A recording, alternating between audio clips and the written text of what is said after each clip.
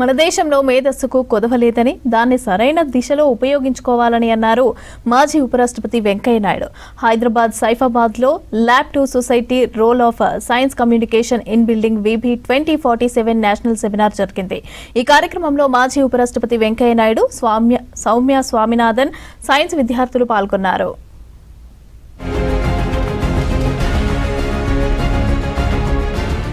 హైదరాబాద్ సైఫాబాద్లోని బిర్లా ప్లానిటోరియంలోని భాస్కర ఆడిటోరియంలో వికసిత భారత నిర్మాణంలో సైన్స్ కమ్యూనికేషన్ పాత్ర అనే అంశంపై జాతీయ సమావేశం జరిగింది.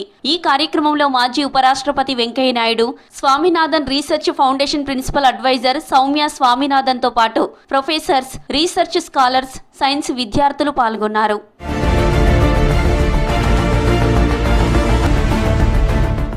మానవ జీవన నాణ్యత పెంచడంలో సైన్స్ అండ్ టెక్నాలజీ పాత్ర కీలకమన్నారు మాజీ ఉపరాష్ట్రపతి వెంకయ్య నాయుడు. సైన్స్ పట్ల ఎంత ఆదరణ పెంచగలిగితే సైన్స్లో దేశం అంత ముందుంటుందని చెప్పారు.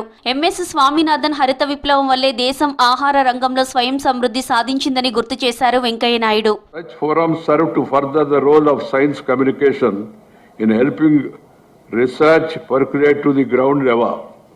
Outcome of research in labs must benefit society at large at an accelerated pace for us as a nation to build a strong Vikasit Bharat by 2047. By reaching larger audience, science communication influences decisions on global challenges like climate change, which is a very important aspect in public life across the globe. మాతృభాష కంటి చూపు లాంటిదని, ఆంగ్ల భాష కలద్దాల లాంటిదన్నారు మాజీ ఉపరాష్ట్రపతి Venkaiah Naidu. Science and టెక్నాలజీని కూడా మాతృభాషలో బోధిస్తే ప్రజలకు మరింత చేరువ అవుతుందన్నారు. మన వారసత్వాన్ని ప్రపంచ దేశాలు అడాప్ట్ చేసుకుంటున్నాయని తెలిపారు Venkaiah Naidu. Students from across the globe, they used to come to Nalanda, Takshashila, Vikramshila universities. This is not what I am saying. This has been written by Pahian, Huan Song, the Chinese about Veerapande Kattabamman, or Allur Sitaramarazu, or Komaram Bhim, or Jhansi Lakshmi, or Rudram Devi, and also the great efforts made by our seniors, our forefathers, even in science, in astronomy, in various fields, our leaders, our forefathers, the great rishis, they have done great work.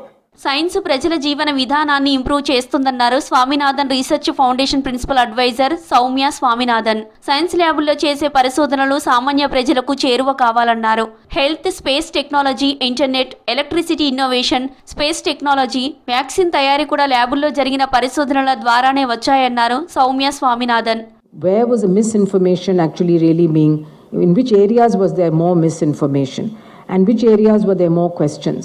And I also learned that when people ask questions, it doesn't mean that they are a skeptic or anti-science in a way in which we can address their fears. So for example, there was a lot of fear about vaccines causing infertility. There were of course a lot of conspiracy theories also that vaccines have all kinds of things like chips. And when data is being collected, one also needs to say that as of today, we have data, let us say, based on 3 months of experience of using this vaccine. Communication, research పై జాతీయ స్థాయిలో సమావేశం నిర్వహించి అవగాహన కల్పించడంతో సంతోషం వ్యక్తం చేశారు విద్యార్థులు.